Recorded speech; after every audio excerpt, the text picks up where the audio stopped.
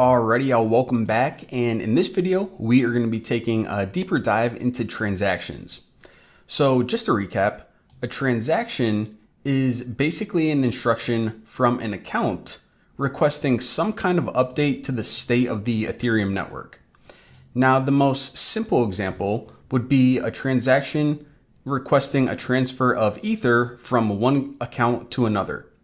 And in this example, the part of the network that would update is, of course, the account balance of this blue person and this green person right here.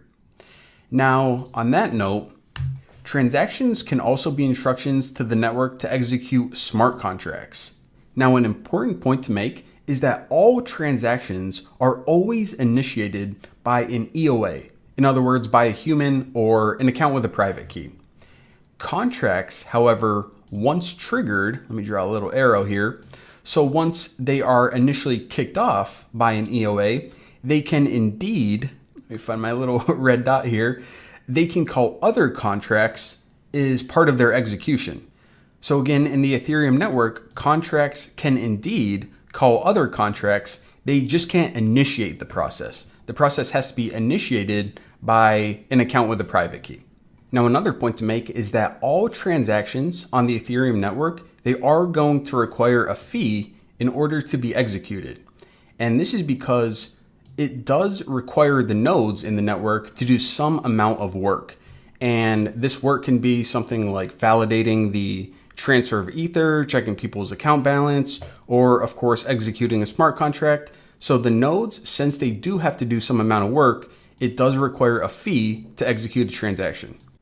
All right, so now that we have a basic understanding of what a transaction is, what they're used for, let's go ahead and dive in even deeper and take a look at some of the fields that are included in these transactions.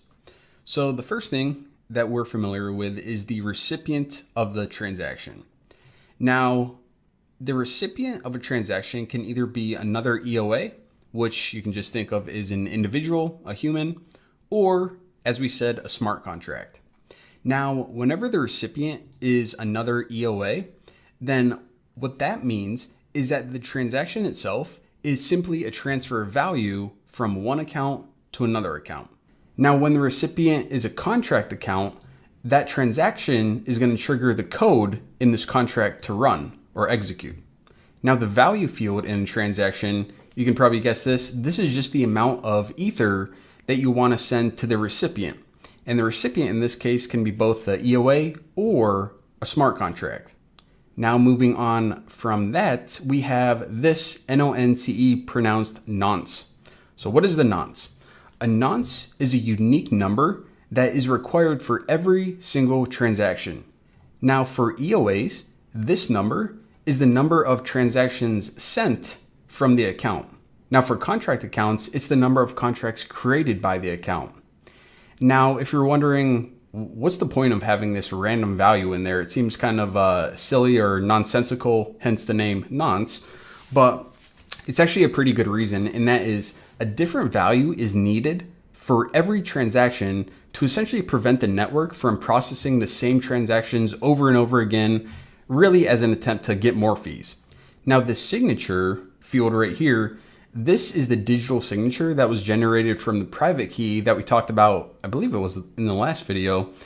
And what this basically does is it allows the account owner to authorize the transaction. Now this data field right here, this is actually a pretty interesting one. We'll be getting into this a bit more later when we write our own smart contracts, but high level overview, this is an optional field used to include really any arbitrary data. Now it's used primarily whenever you're calling smart contracts because it can indicate which functions to run, which parameters to use, so on and so forth. Now you don't use it too much whenever you are making a transaction to another EOA. You can include data whenever you're making a transaction to an EOA. However, whenever you do so, it's really just ignored by the Ethereum protocol. So for now, just remember that this data field is going to be used whenever we are sending transactions to smart contracts. Now these fields right here, gas limit, max priority fee per gas, max fee per gas, I did want to include them in this tutorial since they are an important part of the transaction. However, I don't want to get too deep in the weeds because we are going to have a separate tutorial covering each of these concepts in more detail later on. A dedicated gas tutorial. It's going to be pretty interesting. However, just to kind of complete this tutorial and not leave any gaps in your mind, I will mention quickly a brief overview of what gas is. So gas is essentially the fee required to process a transaction, and it's based on how much computational effort is required by the network. Now, for simple transactions like a transfer of Ether from one person to another, the fee isn't much. However, for complex smart contracts that require a lot of computational power, that gas fee is going to be quite a bit. So for now, we can think of gas simply as a transaction fee. And even though that isn't 100% technically correct, later on we can dive into exactly how everything is calculated and we'll clear up any misconceptions there. But for right now, all we have to remember is that whenever users are going to send a transaction, that they are going to have to pay a fee, and that is basically the gas right here. And also, I will mention this gas limit since I guess it is related to this. Users are also going to include a value for gas limit, and this is just going to indicate the maximum amount that they are willing to spend on a transaction.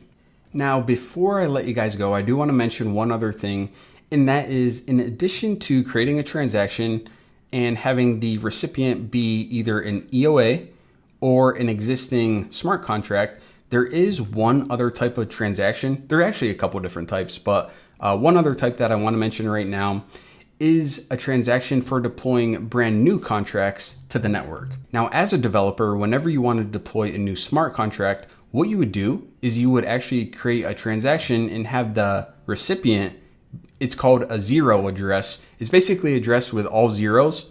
And again, this is not an EOA or a contract address. It's basically a special address, meaning if I send it to this destination, it basically just means create this contract, deploy it for the very first time on the network. So again, that's called a zero address, and it's used whenever you're deploying contracts for the very first time.